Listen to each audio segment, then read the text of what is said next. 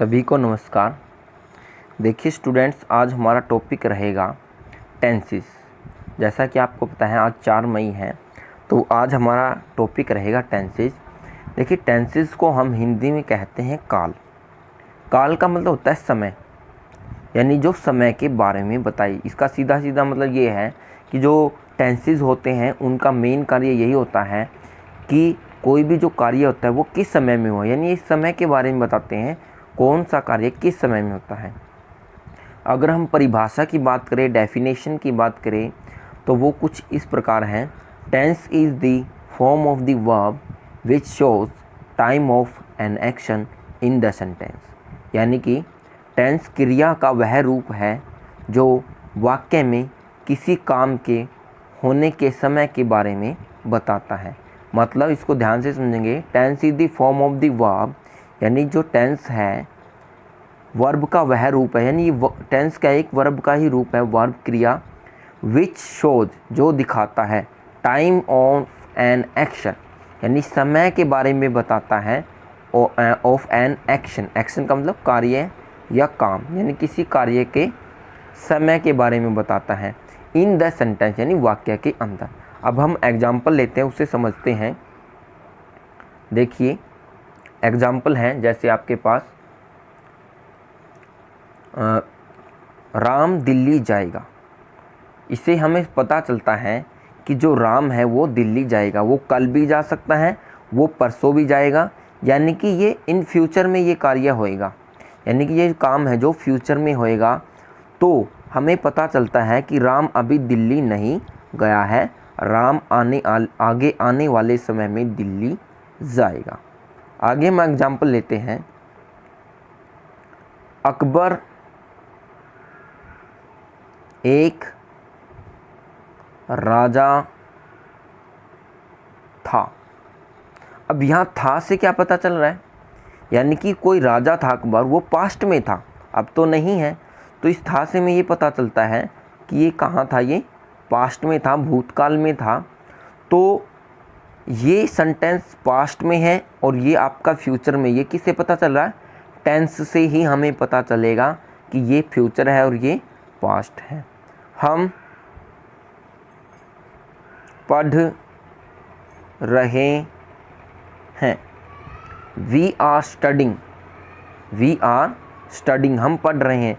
तो ये कार्य अभी हो रहा है, तो इसलिए इसको वर्तमान काल यानी प्रेजेंट टेंस बोलते हैं। देखिए स्टूडेंट्स, आगे चलते हैं हम। अब हम टेंसेस के काइंड्स के बारे में बात करेंगे। देखिए जो टेंस होते हैं वो कोई एक तरह का नहीं होता है। तो अब हम बात करेंगे काइंड्स ऑफ टेंसेस, यानी जो टेंस होते हैं उनके हम काइंड्स के बारे में बात करेंगे।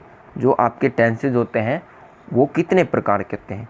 देखिए स्टूडेंट्स, जो आपके टेंस होता है mainly 3 kinds of sentence, 3 kinds of tenses हैं।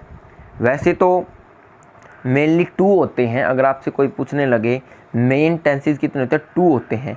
वो होते हैं आपका वर्तमान काल यानी प्रेजेंट टेंस, और भूतकाल यानी कि पास्ट टेंस।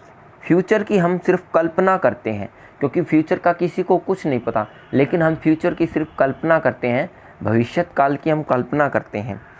तो मेनली हम यहाँ पे क्या है 3 टेंसेस के बारे में पढ़ेंगे। पहला आपका प्रेजेंट टेंस। कौन सा है? Present tense. Present tense, PRESENT, present tense.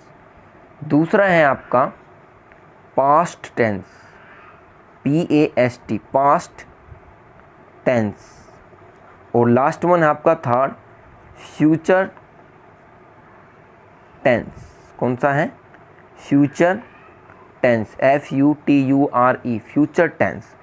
इसी को हम बोलते हैं वर्तमान काल, भूतकाल और भविष्यत काल। प्रेजेंट टेंस का मतलब जो काम अभी हो रहा है, जो काम अभी चल रहा है, उसको हम प्रेजेंट टेंस कहते हैं। यानी कि इसके अंदर काम क्या है, जो काम अभी हो रहे हैं उनके लिए, उनको हम प्रेजेंट टेंस बोलते हैं। जैसे ऊपर एग्जाम्पल था हमारा थर्ड, हम पढ़ रहे हैं, यानी काम अभी हो रहा है, इसको प्रेजेंट टेंस में बोलेंगे।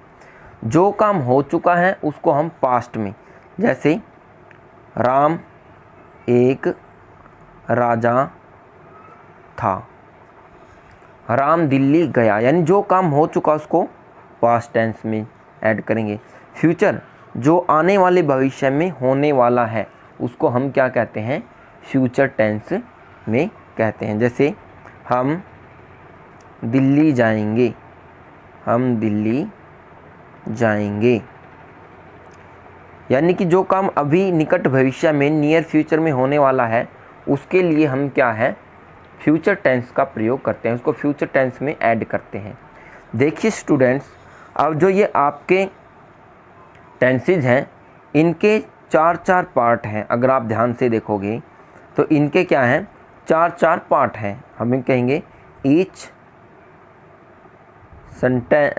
टेंस हैज 4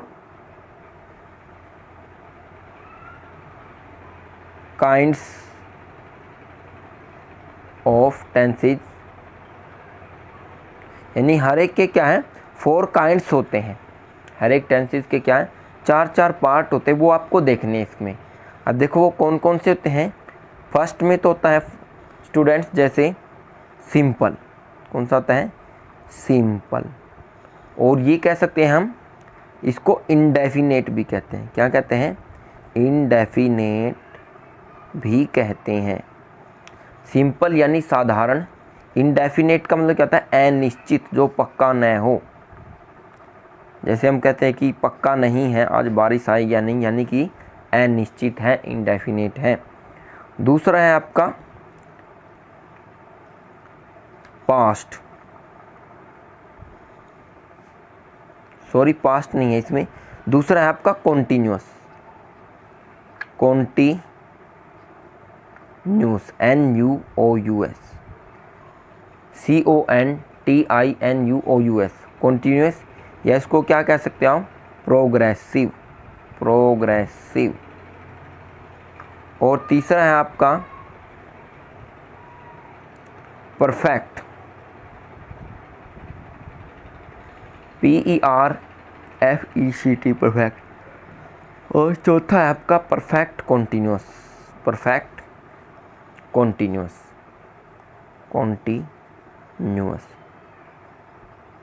देखिए स्टूडेंट्स, सबसे पहले आपको ये पता होना चाहिए इसको सिंपल क्यों कहते हैं, कंटिन्यूस या प्रोग्रेसिव क्यों कहते हैं, परफेक्ट क्यों कहते हैं और परफेक्ट कॉन्टिन्यूस क्यों कहते हैं।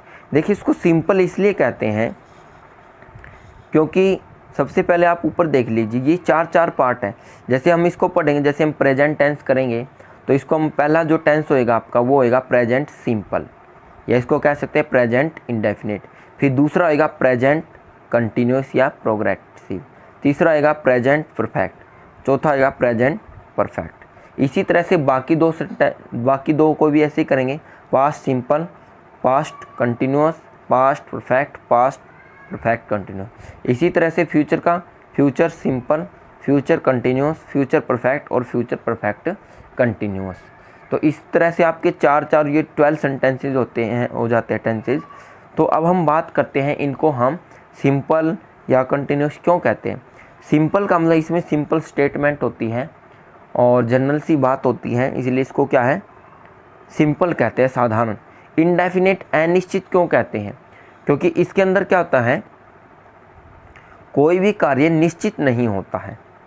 जैसे अगर हम प्रेजेंट की बात करें, जैसे राम स्कूल जाता है,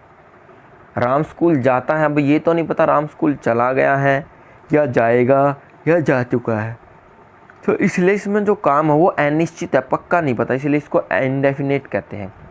कंटिन्यूस में क्या होता है, इसमें काम क्या है लगातार चलता है, इसलिए क्या कहते हैं इसको कंटिन्यूस कहते हैं, यानी प्रोग्रेसिव। इसमें वर्क क्या करता है, प्रोग्रेस करता है। परफेक्ट का मतलब होता है पूरा, यानी कि कंप्लीटेड,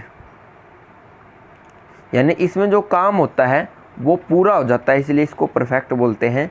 और लास्ट को परफेक्ट कंटिन्यूस का मतलब क्या है, इसकी ये पहचान है, इसमें क्या है कार्य तो आपका पास्ट में शुरू हुआ था लेकिन उसका हिस्सा अभी भी कुछ बचा हुआ है, इसलिए इसको परफेक्ट कंटिन्यूस कहते हैं। यानी कोई कार्य पास्ट में शुरू हुआ हो लेकिन वर्तमान में उसका कुछ हिस्सा अभी भी बचा हुआ हो, यानी चल रहा, उसको परफेक्ट कंटिन्यूअस टेंस कहते हैं। तो अगले वीडियो में स्टूडेंट्स हम करेंगे प्रेजेंट सिंपल, यानी कि यहाँ से प्रेजेंट को हम उठाएंगे, प्रेजेंट सिंपल करेंगे और जानेंगे कि प्रेजेंट सिंपल की पहचान क्या है, उसकी डेफिनेशन क्या है, उसके रूल्स क्या है, यूजेस क्या हैं, सभी चीज़ें हम इसके अंदर पढ़ेंगे।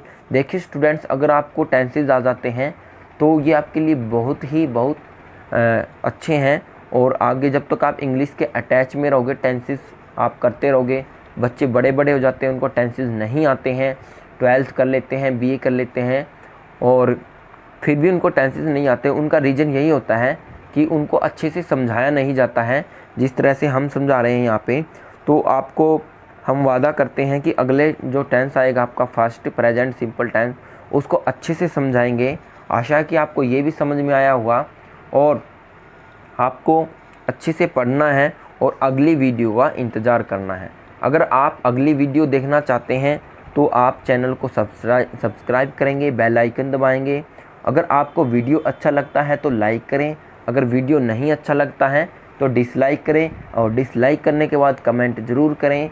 कोई सुझाव हैं, क्योंकि हर एक आदमी है जो परफेक्ट नहीं होता है, वो अपने अंदर क्या है कमियां उसके अंदर होती हैं, अपने अंदर सुधार कर सकता है।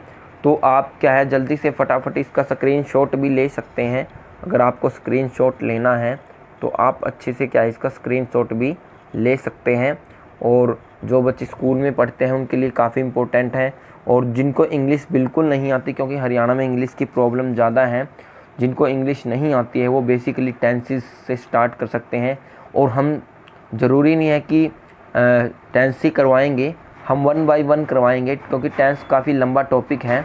कल हम आपको प्रेजेंट सिंपल टेंस करवाएंगे, और इसके अलावा साथ के साथ अन्य जो आपके नरेशन है, एक्टिव पैसिव वॉइस है, आर्टिकल्स है, ये सभी आपको करवाएंगे। इसके साथ साथ जो कॉम्पिटिटिव एग्ज़ाम की तैयारी कर रहे हैं उनको हरियाणा जीके की हिंदी और इकोनॉमिक्स की तैयारी कराई जाएगी। और जो बच्चे स्कूल के बच्चे हैं उनको मैथ और इंग्लिश, और कोशिश करेंगे उनको SST वगैरह भी जो है उनके लेसन वाइज करवाई जाए उनको प्रॉपर। क्योंकि इतना मैं आपको विश्वास दिलाता हूँ, कोई भी बच्चा चाहे वो स्कूल का है या कॉम्पिटिटिव एग्ज़ाम की तैयारी करता है, इस वीडियो को देखने के बाद उसका जो बेसिक लेवल काफ़ी बढ़ जाएगा। जब स्कूल में टीचर उसको पढ़ाने जाएगा, क्लास में आएगा या वो खुद पढ़ेगा, तो उसको अपने आप ही याद हो जाएंगे, और क्वेश्चन उसको उंगलियों पे रटने की ज़रूरत है ही नहीं। इसको क्वेश्चंस को अच्छे से समझ के करेंगे तो आपको नॉलेज हो जाएगी। देखिए स्टूडेंट्स, नॉलेज सबसे बड़ी चीज़ होती है। कभी भी आपको तोता रट्टू नहीं बनना है। अगर आप तोता रट्टू बनोगे फर्स्ट तो आ जाओगे, लेकिन जहाँ पे अगर टेस्ट होने लग जाएगा रिटर्न, बाहर आप जाओगे वहाँ पीछे रह जाओगे, वहाँ पे आपके मार्क्स या आपकी कोई पोजीशन मायने नहीं रखती है। आज भी मैं कहता हूँ नॉलेज ही सबसे बड़ी चीज़ होती है। अगर आपको नॉलेज है तो आपको सब कुछ आता है। तो आपका मैं सभी का धन्यवाद करता हूँ। तो आप चैनल को सब्सक्राइब करेंगे और अगले वीडियो को आप वेट करेंगे, जल्द ही अगली वीडियो डाली जाएगी। धन्यवाद।